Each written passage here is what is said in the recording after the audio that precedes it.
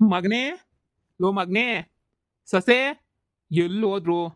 ಯಪ್ಪ, ಸುತ್ತಾದ್ರೂ ಬರೋದಿಲ್ಲ. ಅದು ಎಲ್ಲೋಯ್ತನೋ, ಎಲ್ಲಿ ಬೋತ್ತಾರೋ, ಏನು ಮಾಡ್ತಾರೋ? ನನಗಂತೂ ಇವು ಏನು ಮಾಡ್ತವೆ ಅಂತಲೇ ನೀ ಗೊತ್ತಾಗಕ್ಕಿಲ್ಲ. ಕಾಲು ಕೆಟ್ಟು ಕ್ಯಾರೆಟ್ ತೊಗೊಬಿಟ್ಟೈತೆ ನನಗಂತೂ. ಅಯ್ಯೋ, ಹೊಟ್ಟೆ ಬೇರೆ ಗುಡ ಗುಡ ಗುಡ ಗುಡ ಅಂತ ಐತೆ. ಬುದ್ಧಿ ಆಗಿದ್ರೆ ಅಲ್ಲೊಂದ್ಸಲ ಇಲ್ಲೊಂದ್ಸಲ ರೀ ಕಾಫಿ ತರಲ್ಲ, ಇಷ್ಟೆಷ್ಟು ತಿಂತೀರಾ, ಇನ್ನೊಂಚೂರು ತಿನ್ರಿ. ಅಯ್ಯೋ, ಕೆಲಸ ಮಾಡ್ಬಿಟ್ಟು ಬರೋರು ನೀವು. ಈ ಸೇಸ್ ತಿಂದ್ರೆ ಆಯ್ತದ, ತಿನ್ರಿ ತಿನ್ರಿ ಅಂತ ಬಂಗೋಗಿ ಊಟಕ್ಕೆ ಇಕ್ಕೊಳ್ಳು. ಆದರೆ ಏನು ಮಾಡ್ತೀಯಾ? ಹ್ಞೂ, ಇಲ್ಲಿ ಯಾರು ಊಟ ಮಾಡಿದ್ಯಾ ಅಂತ ಕೇಳೋರಿಲ್ಲ. ಇಕ್ಕು ಅಂತ ಕೇಳಿದ್ರು ಇಕ್ಕೋರಿಲ್ಲ ಈ ಮನೆಯಾಗೆ. ಸೊಸೆ, ಸೊಸೆ, ಸೊಸೆ ಎಲ್ಲೋಯ್ತೋ ಇದಂತೂ. ಹ್ಞೂ, ಅದಕ್ಕೆ ಎಂಟಿನೇ ಮಗ ಮಗನೇ, ಸೊಸೆ ಸೊಸೆನೇ ಅಂತ ಹೇಳೋದು. ಏನ್ ಮಾವ? ಅಯ್ಯೋ, ಸೊಸೆ ಸೊಸೆ ಸೊಸೆ ಅಂತ ಬಡ್ಕತಾನೆ ಇರ್ತೀರಾ ಮೂರತ್ತುನ್ವೆ ಮನೆ ಕುತ್ಕೊಂಡು. ಗಂಡಸ್ರದಾರ ಮಂತ ಕುತ್ಕತಾರ, ಈಚೆ ಕಡೆಗೆ ಹೋಗ್ಬಿಟ್ಟಿದ್ರೆ ಕೆಲಸ ಮಾಡ್ಬೇಕು ಅನ್ನೋದು ಜ್ಞಾನ ಇಲ್ವಾ? ಬಂದ್ ಆಗ್ಲೇ ನೀ ಮನೆಗೆ ಬಂದು ವಾರ ಆಯ್ತು, ಒಂದ್ ದಿನಕ್ಕೂ ಕ್ಯಾಮೆ ಕೆತ್ತಾರೆ ಅಂತ ಹೇಳ್ಬಿಟ್ಟು ಹೋಗ್ಲಿಲ್ಲ. ಅಯ್ಯೋ, ಮೂರತ್ತುನ್ವೆ ಮನೆಗೆ ನೀ ಕುಂತ್ಕೊಂಡಿರ್ತೀರಾ. ನಿಮಗ್ ಬೇರೆ ನಮ್ಗೆ ಹೂಳು ಹೊಂದಿಸ್ಕೊಳಕ್ ಆಯ್ತಿಲ್ಲ, ನಿಮಗ್ ಬೇರೆ ಹೊಂದಿಸ್ಕೊಂಡು ಹಾಕ್ಬೇಕು. ಏನ್ ಮಾಡನಿ, ನನ್ ಗಂಡ ಒಬ್ಬ ಕೆಲ್ಸಕ್ಕೆ ಹೋಯ್ತಾನೆ. ಅವ್ನು ಓದುಡುನುವೆ ಹಂಗೊಂದು ಹಿಂಗೊಂದು ಪಾಪ ಅವ್ರು ಕಷ್ಟ ಪಡ್ತಾವ್ರೆ. ಅಯ್ಯೋ, ನಮ್ 3 ಜನದ ಹೊಟ್ಟೆ ತುಂಬಿಸ್ಕೊಳ್ಳೋದೇ ಆಗಕ್ಕಿಲ್ಲ. ಈಗ ಹೇಳಿ, ಏನು ಕೇಕ್ ಹೋಗಿದ್ದು ಅಂತ ಹೇಳ್ಬಿಟ್ಟು. ಇದೇನವ ಹಿಂಗೆ ಮಾತಾಡ್ತೀಯಾ? ಹಾಂ, ಅವ್ನು ನನ್ನ ಮಗನೇನಿಯ. ಬೆಳಿಗ್ಗೆಯಿಂದನೂ ನಾಷ್ಟ ಕೊಟ್ಟಿಲ್ಲ, ಏನೂ ಕೊಟ್ಟಿಲ್ಲ. ಎಷ್ಟೊತ್ತಾಯ್ತು ಟೇಮು? ಹಾಂ, ನಾನು ಕೆಲ್ಸಕ್ಕೆ ಹೋಗ್ಬೇಕು ಅಂತ ನೀವು ಅನ್ಕೊಂಡೆ. ಇಷ್ಟು ದಿನ ಸ್ವಂತ ಹೊಲ್ದಾಗ ಕೆಲಸ ಮಾಡ್ತಿರೋನು, ಈಗ ಇದ್ದಕ್ಕಿದ್ದಂಗೆ ನೀನಿಯ ಬ್ಯಾರೆ ಹೊಲ್ದಾಗ ಕೂಲಿ ಕೆಲ್ಸಕ್ಕೆ ಹೋದ್ರೆ ಮುರ್ವದಿರ್ತದ. ಅದಕ್ಕೆ ನೀನಿಯ ನಾನು ಬೇಡ ಅಂತ ಹೇಳ್ಬಿಟ್ಟು ಸುಮ್ಕಾದೆ. ನೋಡು, ಈಗ ಮಗವನೇ ತಾನೆ, ದುಡಿಯೋಕೆ ಹೋಯ್ತವನೇ ತಾನೆ. ಹಾಂ, ಹೆಂಗೋ ನಡೀತಾ ಇದ್ದಾನೆ. ಬೆಳಿಗ್ಗೆ ನೀವು ಏನೋ ಚಿತ್ರಾನ್ನ ಏನೋ ಮಾಡ್ತಾ ಇದ್ರಿ ಮನೆಯಾಗೆ ನೀನಿಯ, ಅದು ನಿನಗೆ ತಟ್ಟೆಗೆ ಹಾಕ್ಕೊಡು. ಹ್ಮ್, ಚಿತ್ರಾನ್ನ ಒಂದೇ ಒಂದ್ ಪಾವಿಕ್ಕಿದ್ವಿ ಅಷ್ಟೇ ಮಾವ ಚಿತ್ರಾನ್ನಕ್ಕೆ. ಒಂದು ಪಾವಾಗೆ ನಾನು ನಮ್ಮಮ್ಮ ನನ್ನ ಗಂಡ 3 ಜನವೇ ತಿಂದ್ಬಿಟ್ಟು ಮುಗ್ದೋಯ್ತು. ಇನ್ನೊಂದ್ ಚೂರ್ನೂ ಇಲ್ಲ ನಿಮ್ಗೆ ಕೊಡೋಣ ಅಂತ ಹೇಳಿದ್ರೆ, ಹಬ್ಬಬ್ಬಬ್ಬ ನೀವೇನು ಒಸಿ ತಿಂತೀರಾ? ನಿಮ್ಗೆ ಒಂದು ಪಾವು ಬೇಕು.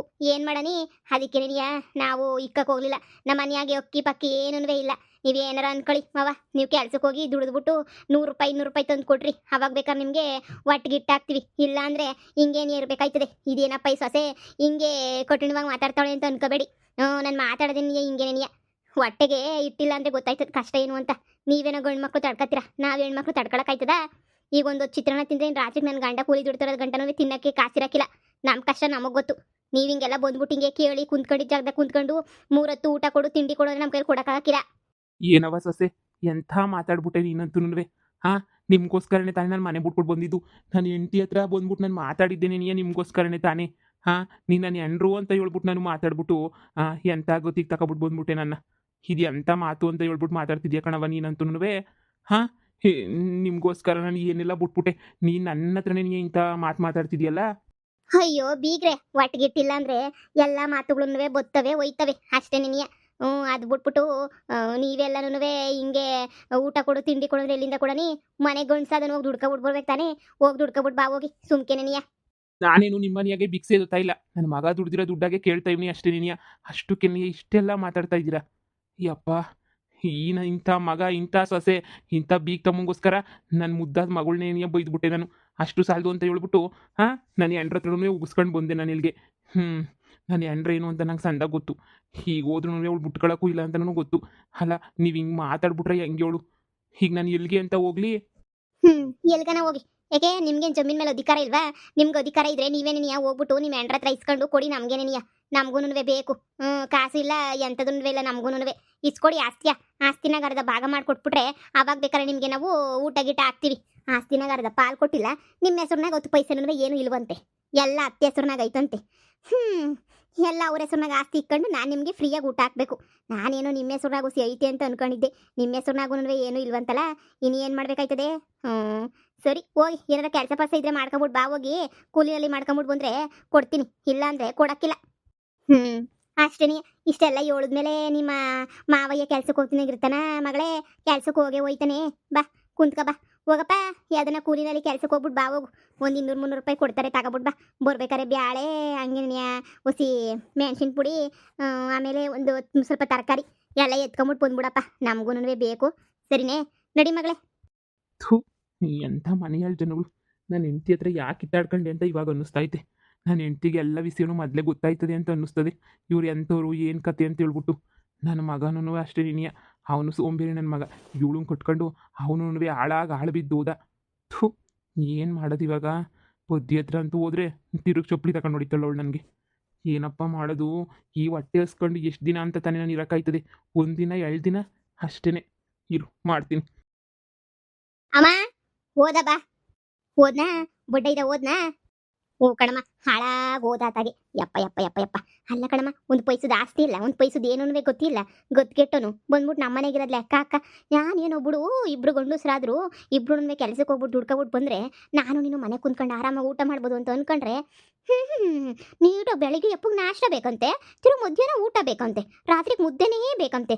ಯಾರಮ್ಮ ತಂದು ಬಡಿಸ್ತಾರಿವ ಇವಂಗೆ? ಅದಕ್ಕೆ ಕ್ಯಾಕೋ ಸುಗುತ್ತಿತ್ತು ನಾನು ಬೆಳಿಗ್ಗೆಯಿಂದ ನಮ್ಮ ಇನ್ನೇನೇನು ಇನ್ನೂ ಮಿಕ್ಕಿದ್ದು ಚಿತ್ರಾನ್ನ. ನಾನಂತೂ ಕೊಡಕ್ಕೆ ನೀನು ಹೋಗ್ಲಿಲ್ಲ, ಉಗಿಸ್ಕೊಂಡು ಹೋಗ್ಲಿ ಬಿಡು ಅಂತ ಹೇಳ್ಬಿಟ್ಟು.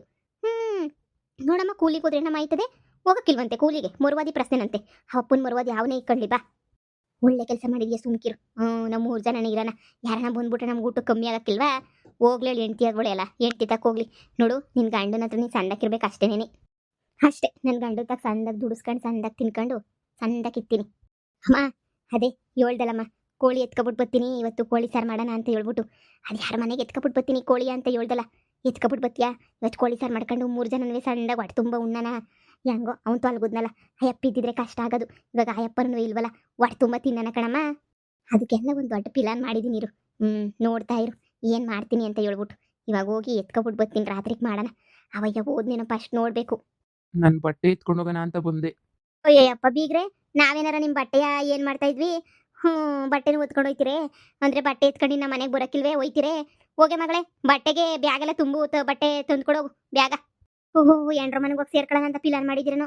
ಇದು ಊಟಕ್ಕೂ ನಡೆಯಕ್ಕಿಲ್ವಲ್ಲ. ಕಷ್ಟ ಅಂದರೆ ಯಾರ ಜೊತೆಗಿರಕ್ಕಿಲ್ಲ ಹೇಳಿ, ಸುಖ ಅಂದ್ರೆ ಅಷ್ಟೇ ನೀವು ಜೊತೆಗಿರೋದು. ಏನೋ ಮಾವಂಗೆ ನೀವು ಏನಾರ ಸಹಾಯ ಮಾಡ್ತೀರಾ ಅಂತ ಅನ್ಕೊಂಡ್ರೆ ನೀವು ಮಾಡಂಗೆ ಕಾಣೆ ಬುಡಿ.